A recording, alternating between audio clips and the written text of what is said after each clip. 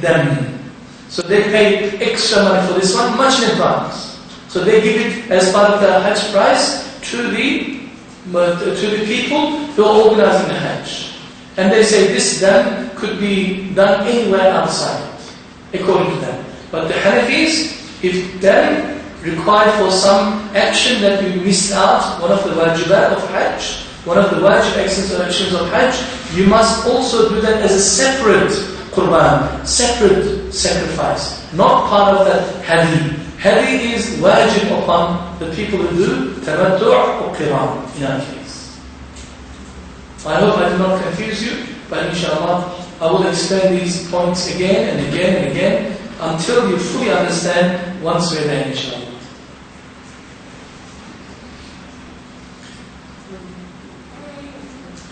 Ihram, we went and explained. Ihram, people misunderstand the word ihram.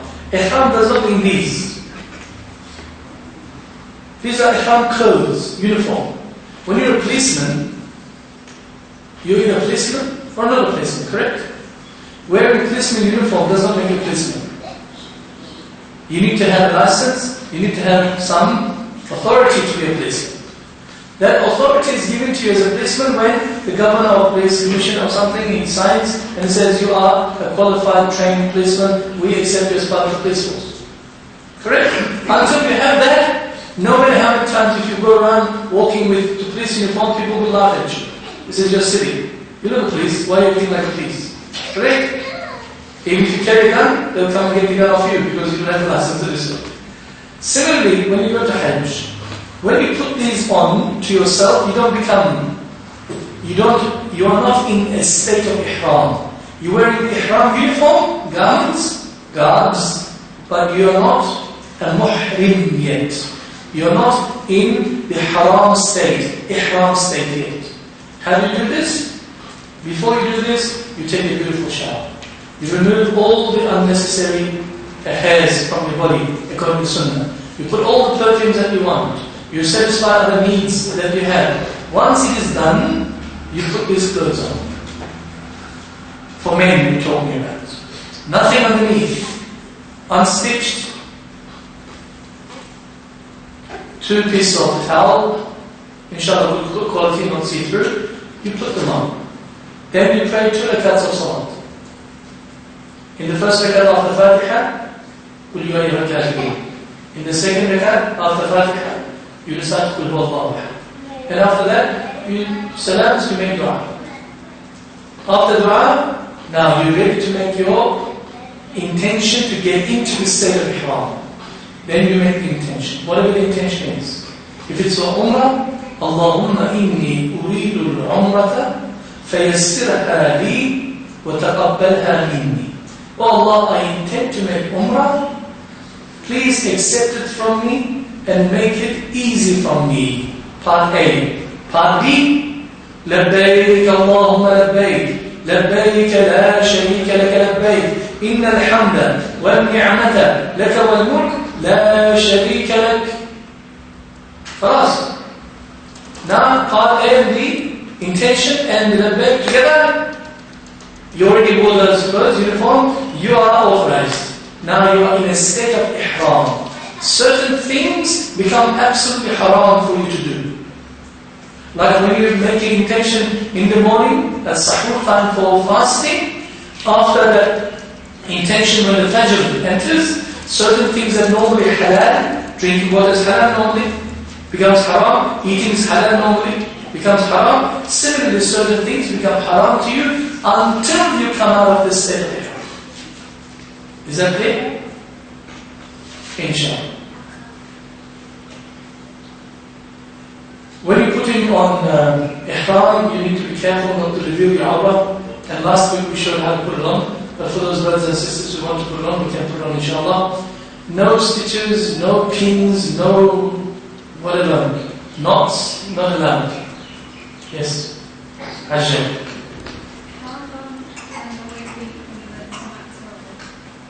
I didn't hear what you said.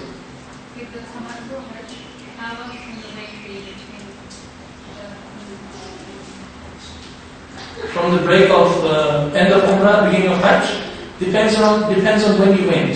If you went right after Ramadan, because the month of Shawwal is one of the months of Hajj. Shawwal, Dhul Qa'dah, and Dhul Hijjah. 3 months until the end of Dhul Qa'dah. Dhul Hijjah is the Hajj month. But the Hajj officially finishes after Arafah, or after Muzdalifah, and after Jama'ah. 4 days. The 13th day of Dhul Hijjah is the end of Hajj season. Finished.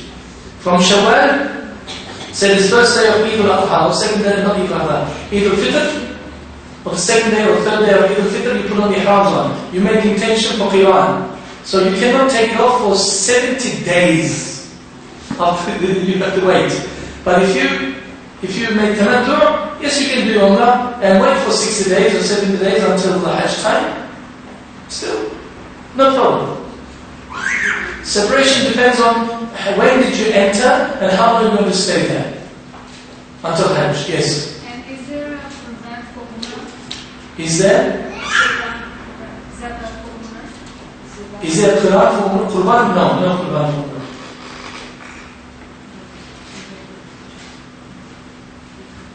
We have to explain this. The garment that the women normally wear, your dress normally wear, is your ihram. You don't have to put these special 2 pieces of cloth. This is for men only. Women, whatever they want to wear, they wear. But what they wear mustn't stay on them. You can't take your wardrobe with you. Okay, I'm getting it hot, I change to pink. I am getting hot, I change to blue. I change to... No, it doesn't work. You can go to a wedding. Whatever it is, something that is nice, something full Islamic. The only issue with niqab, some people do even wear niqab, which is permissible, not a problem, as long as it doesn't touch your face. That's why women, they have some other gadgets to put their niqab in front of their face. Or, as Aisha used to say in the hadith, we used to put a stick in our mouth so that the niqab doesn't touch to our face. Okay. Some people would wear niqab only in Mecca. As soon as they come to the airport, they come to Mecca, they take it off. What have you niqab? It was haram, your face was haram to see in Mecca, all of a sudden it's halal. No, some people have this oxymoron behavior, amazing, but we don't say anything to anybody. May Allah accept everybody's hajj, inshallah.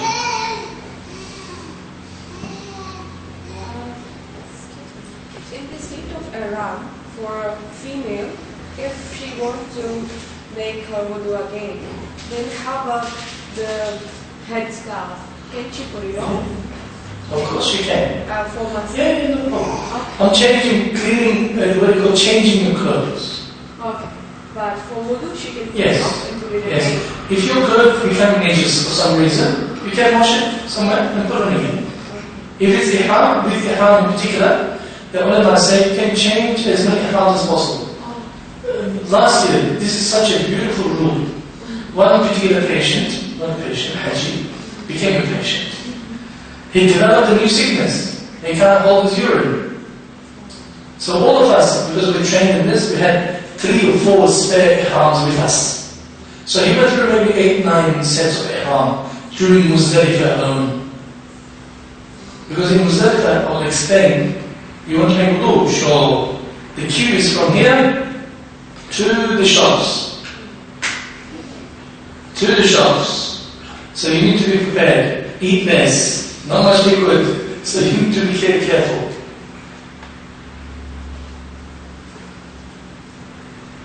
Inshallah, when you're in the state of ihram, certain things are haram towards you. Rafatha or fusuq, as Allah subhanahu wa ta'ala refers in the Quran. No hint of any kind with intercourse with your spouse, even hating, or fighting a quarrel, having arguments. Also, there are some jinayat, they're called, the crimes that the person commits in the Hijaz, in the sanctuary, in the sacred area. You cannot pull out branches, you cannot kill animals. Our books will explain to you technically, very simple rules you need to know. If you do, you're in trouble. If you cannot cut your hair, you cannot cut your fingernails, you cannot shave. Subhanallah. Right in front of our eyes. One man from Egypt. In Arafah, he's shaving. In Arafah, he's shaving. Before I lost it, many people lost it, of course. He said, what are you doing, brother? Egyptians. He says, I don't care. Rule on rule. He says, I'm an army man. He was a colonel or something in the army. Every day I must shave. Otherwise I feel dirty. I said, you are in haram. It's absolutely haram. I don't care, he says. I don't care. I need to shave. You cannot do this. Okay? You need to, if hair falls, when you take a shower, you're allowed to take a shower without scented soaps. Without scented soaps. Unscented soap, before you're washing after the tahara, after toilet number 2 or something, yes you can. Okay? You can take a shower. Usually in that place you don't have much soap or anything as such, in the middle of the mountain. There are some showers, limited amount. Every shower cubicle is a toilet at the same time, so there are 5,000 people waiting outside, not a problem. If you get a chance, you can take a shower, but make sure that hairs don't fall. If your hair is, if your body is like a teddy bear, and everything just falls, and for each one you have to give sadaqah. For each one hair, you have to give sadaqah. You can't just, oh, I like my finger. You keep on giving sadaqah, you won't have money left before they do the hajj. What if your hair just falls out? Naturally, you just give a little sadaqah. A couple of riyals here and there. Not a badana. Badana is actually doing a whole camel or a cow. Okay. Unless you have of plucking your own hairs everywhere. Okay.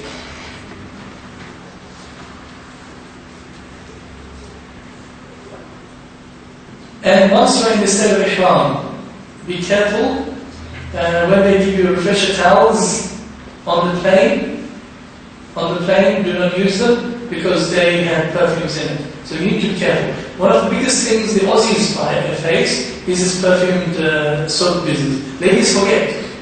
They take a shower with a shampoo. Shampoo is full of. All shampoos in the world are the same. Same chemical composition. The only difference is the perfume they use in their marketing tools they use. It's exactly the same junk. So if you use the same thing, what happens? You need to. And you should, inshallah, do your salat to the best of your ability on the plane, which you must do. Best of your ability in the sense that while standing up. There's usually a section at the back.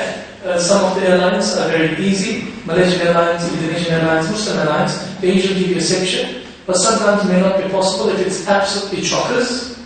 Okay? In that sense, then inshallah you do your salat while sitting down. Majority of us do it sitting down. Some people insist on standing up, no problem. And Mufti Taqi Uthmani, Allah give him long life inshallah, he says, perhaps it's also better to do qada of the salat that you did on the plane while sitting down. According to us, not necessary, but if you were to do it, to make sure 100%, if you have a doubt in your heart, not a problem, but you don't have to.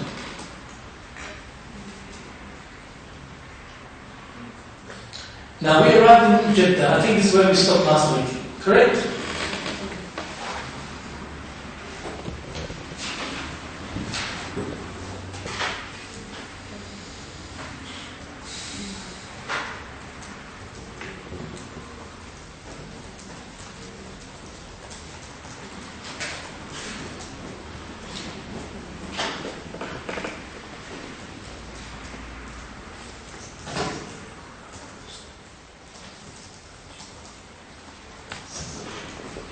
Yes. So even if the Hanafis are doing ifrad hajj, they still have to do No. When you do ifrad hajj, there is no qurban. It's mustahab to do so. If you want to do it, nobody can stop you. It's good. But if you do, you don't have to do it. It's not wajib.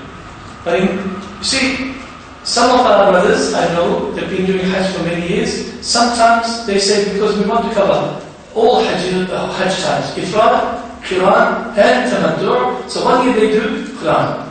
The following year they do tamattu'. They do the following year ifrad. The question now in your mind is, how many times did Rasulullah do hajj? He actually did one hajj. Okay, the question is, what kind of hajj was it? Is it ifrad, tamattu' or qiran? Before you give me any arguments, don't even try to attempt to answer this. His hajj was qiran, his hajj was tamattu', his hajj was ifrad. All together. The way the ulama have interpreted, they said, no, he did everything that you can see. You see, even in the ifrad, there is slaughtering. Slaughtering but mustahab. Rasulullah slaughtered with his own hands. Sure. This is not something that we discuss or allow to discuss. Imam Tahawi, rahimahullah, one of the greatest imams of Hanafi school of thought, he's not one of the main ones, but one of the greatest. Imam Tahawi, Abu Ja'far al-Tahawi, he wrote a book on this issue, over 1,000 pages, on the question of which hajj did Rasulullah do? Was it Qiran, Tamattu' or Ifrad? Do you understand what I'm saying to you? So, all acceptable, all permissible. According to the Hanafis, Qiran is the most afdal, the best. According to the perhaps the Shafi'is, Tamattu' is the best. Maybe according to the the Hanbalis or Malikis, Ifrad is the best. Or vice versa, it doesn't matter. Whatever you're doing, if any of them that you do, your hajj is 100% accepted. You do everything that Rasulullah did, because he only did one hajj. Only one hajj. Okay? So, there is no difference, except you want to touch all bases and you want to cover all areas. What you do is, inshallah ta'ala, if you ever go to hajj again, maybe you say to your tour leader, this year I want to do hajj qiran on my own. I know what's required. So inshallah, if I go there, I will follow you, but my intention will be different. I will stay. And you will see many people doing hajj qiran. And you will see some people do hajj ifrad. But majority, I can easily say over 80% do hajj tamattu'. They do umrah first, they take a break, then after that they do hajj, like we do. We're going to do hajj tamattu', inshallah. And then this booklet, these ones that you should read, this is the book that I'm talking about, the Prophet Science, explains everything with all the intentions. It's available downstairs. You should get one. And the other book that we mentioned to you, that you must read minimum of twice, inshallah. 5 times is much better. This, Virtues of Hajj. Inshallah, we just, new consultant just came, we must get one, inshallah. Now, when we arrive in Jeddah, we arrive at the Hajj terminal. The government of Saudi Arabia, they have built a separate terminal just for the Hajjis. Huge area. And it is not a conventional airport where you have nice like Melbourne Airport, when you come out you walk into the terminal. It doesn't work that way. In the middle of somewhere the plane stops, wherever they can find, car park, and you come down from the stairs, you get onto the buses, and the buses travel for quite half an hour or something. Then after that they bring you into a door. Everybody comes out, and this is the processing office for the Hajjis that came on this bus. You see the rows, one after another, with hundreds of other people, whoever comes. There are hundreds of Hujjaj sitting in the area, maybe 10 or 15 officials. They will ask you, sit here, now it's your turn, come on, sit here, you sit there. And none of these people are qualified people. These are all volunteers. So sometimes it could be quite disturbing. A young man just disturbing a young sister from a distance. So you need to get used to it. These people are overpaid, or even underpaid, overworked, unqualified, completely good-hearted people who come to work. Depending on who you are, whether you're Australian, you might be with a different group. So you will sit in groups, and we're all sitting in ihram. Remember, we're in all ihram. We can't do anything. Sabr. Now, usually if you go to a terminal, by the time you get out of customs, maybe half an hour, 1 hour maximum. But in Jeddah airport, we are expected to stay minimum of 14 hours. What? Yeah, 14 hours. If you're not prepared for this, you're in the wrong place. It's a huge place. Yes, we will go through the processing first. You see, there are two groups of people who handle your Hajj. One is the tour operator, the one who took you from Australia to them. Whoever you came with. They are usually in charge of your food, your accommodation, your other things that you do. But there is one particular group, the second group, which is called Mu'assasa, the government. During the Hajj time, during certain critical points, they take over. And you can't do, as a tour operator, organizer of Hajj, you can't do anything about it. You're like slaves in their hands. They ask you to sit, you sit. Stand up, stand up. You can't argue. These are officials. They all have cards, and you have to do exactly what they do. Everybody's equal. They will come and collect all your passports. You don't see your passports anymore until you leave the country. If your witness's passport, who's taking my passport? I can't be going without a passport. Believe me, nothing will happen. They handle over 4 or 5 million passports. The guy is carrying so many passports. Who's who? He's got no idea. But eventually, all the passports are found and given to you at the end. Nothing happens. And everybody who touches your passport puts a bit sticker in it. Your passport becomes a thick book. Okay? Everything. All your documentation from here. Your immunization certificate. Your marriage certificate. Your few other things, mahram issues, they will all check. Your visa from the Hajj, for Hajj from the embassy here, they will check. Once everything's checked, they stamp, you're allowed to go inside, that's it. You go to the main terminal area after you collect your bags. All the muassasa fees are paid. Muassasa fees. Fee is money. We brought with us. We paid to them. These muassasa fees are for the tents that we will be using in Mina, in Arafah, and all the other facilities like transportation. They will provide buses for us. We go through the buses. Cattle train, they call it. Whatever. Then 60s buses. Depending on who comes. Your luck. Some buses have no tops on them. Completely open. No windows.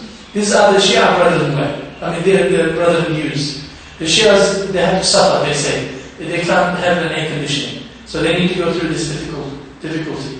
Even in Arafah, our tents are all covered from the sun. And their tents are all open. Some of the things that you will see. Hundreds of different type of Muslims you will see.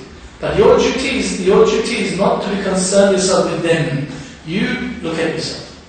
They are equally important persons as you are. VIPs like yourself. They are Duyuf Rahman. Allah sent an invitation. Allah accepted them. Who are you not to accept?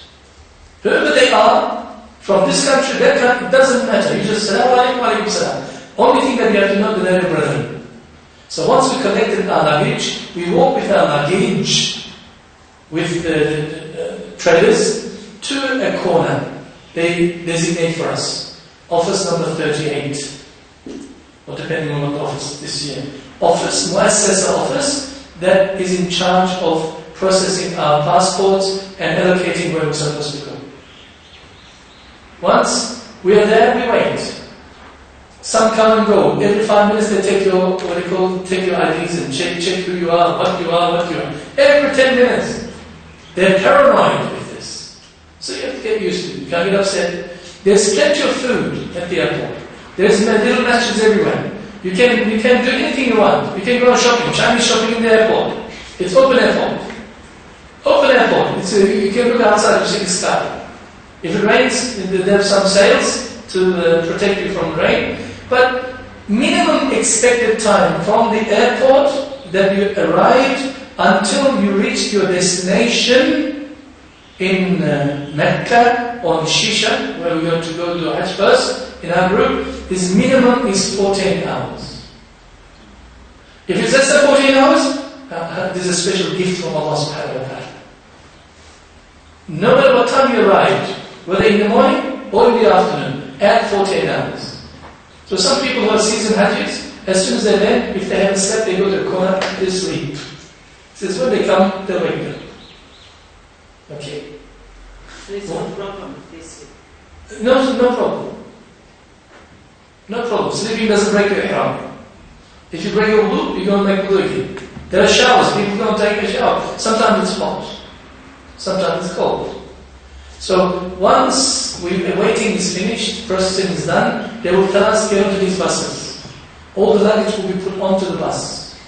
Your expensive, beautiful Samsung bags that you brought will be chucked like a yo-yo. I mean, not yo-yo, what's the other one? Frisbee. And there are porters whose only duty is to put the bags and ask for bakshish. They're not allowed to give. They were not allowed to give them any money, but they keep on asking. As soon as the supervisor turns his head, he says, give it to me. As soon as the supervisor looks, he puts it in the bank again. So he gives them, I am from this country, I have 5 children, and I have this, only make this much money, and I don't have, please give some. Are you a beggar or are you a porter? So you don't do anything. You don't give anything, even if they ask you. If they don't ask you, if you want to give, up to you. Couple of riyals there, couple of riyals there, it's up. Because they get hundreds of riyals from everybody. Some people are so far they keep. Okay. Once we're on the buses, we go. The 40-minute journey will take another 2.5 hours. We'll go to the Muassasa office. Still, we have not finished yet. We're not arrived in the Shisha apartments yet. In the Muassasa office, we still wait. They process. Further processing. I don't know what kind of processing. They still process. After the processing, once they give us the okay, there will be a dalil. A dalil on the bus. That bus driver as well as the dalil will take us to Shisha apartments. Once we come to Shisha apartments, we are on our own. In other words, Muassasa will leave us there. Muassasa will leave us there. So, inshallah ta'ala, once we have arrived in our quarters, your beds will be shown. This area that we go to, the Shisha apartments, is not in Mecca. It is one of the outside suburbs of Mecca. Like city of Melbourne and Faulkner, or Dandenong. Because, not Dandenong, Faulkner. Faulkner is the area where the Hajj is done. Sorry, Shisha is the area where the Hajj is done, which is next to Mina. Aziziyah was Shisha. And there are no grand apartments of, 5-star hotels. It's all houses, dwellings, normal residential area where the ahali, the people who live there, vacate the place during the Hajj season, give everything to the Hajjaj for their money. So they rent out their properties. So the property that we're going to stay is very near to Mina. Actually within the border of Mina, as far as I know, and it's about 5-10 minute walk to Jamarat. So it's very convenient for us to have Hajj. This is through experience. So we go there, we will be sharing 6 to a room. 6 people, maybe 8 to a room, maybe 4 to a room, depending on the size of the rooms. And Hajj, as far as you're concerned, started. Difficult to start. There will be one shower, there will be one toilet for 10 people, sometimes 20 people. So you're still in the state of ihram. If you need to take a shower, get ready, make fresh wudu, and an announcement will be made. If you need to eat something, we will eat, inshallah. If not, the bus will be waiting outside. Why is the bus waiting outside, downstairs? We need to go and do our umrah. We are already in the state of ihram. Remember, the first duty is without delay. We need to go to Masjid al-Sharif or Haram al-Sharif, and we need to make umrah first. Inshallah, before we go, I will explain the rituals again, the rites, how to do it. And after that, on the bus, we get on the bus, and inshallah, we go to Haram al-Sharif. Once we come at a designated place, we will get out together, and we will walk into the Haram al-Sharif together. Okay? I will not explain all the details to you because it's irrelevant to you because you cannot relate to it yet. But once you're there, inshallah, when it hits you, you will understand. I'll give you the details. Once we go to the Kaaba, inshallah,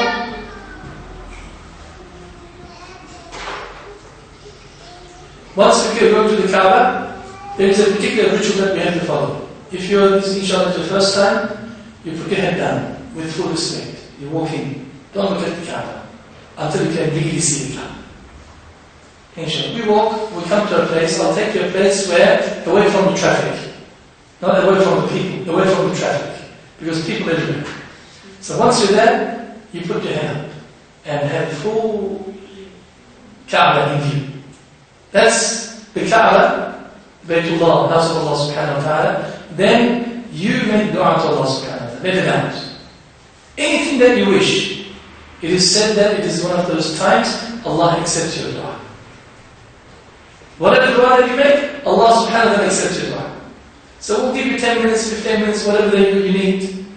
You make dua. Whatever your heart desires, you talk to Allah subhanahu wa ta'ala.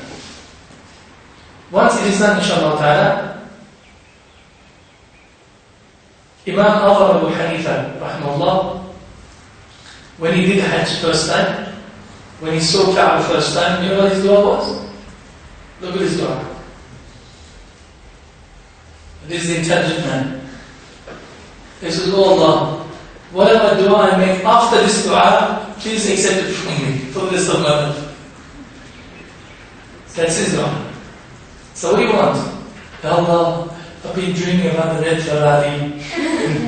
Allah will give you the red Ferrari, I promise you, if that's what you want.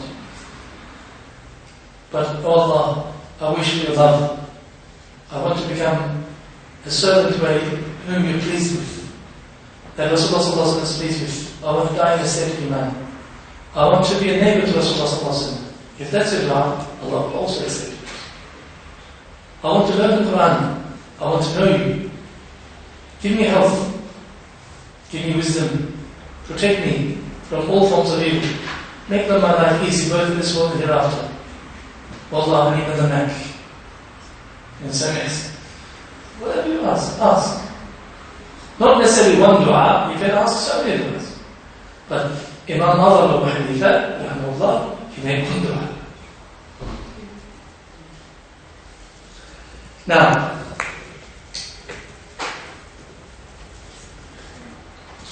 some of the important landmarks.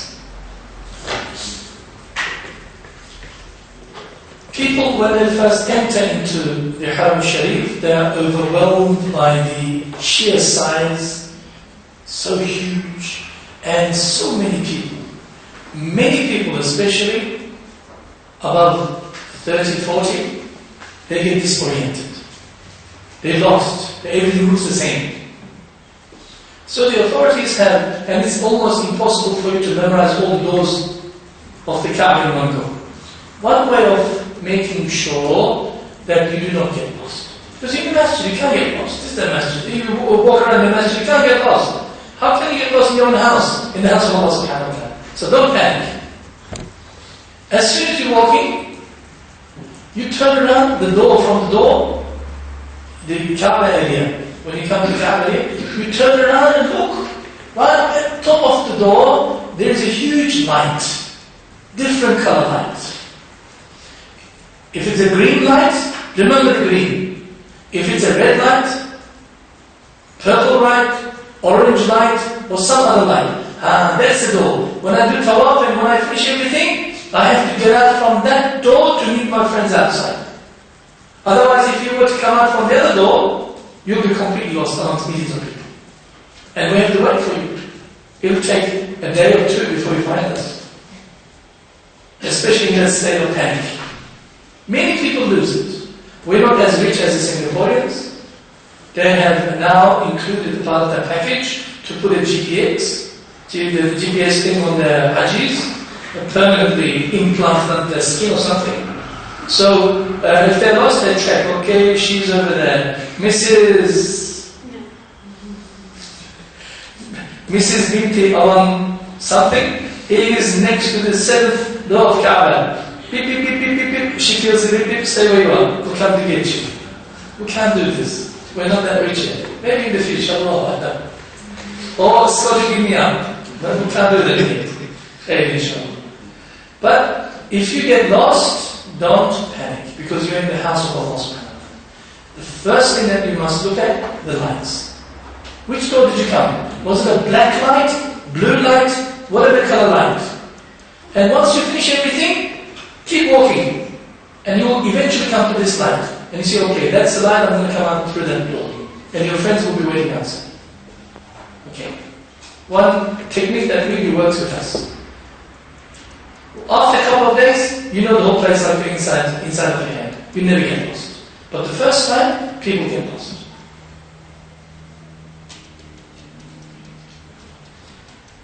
Now, I had some pictures here, you see.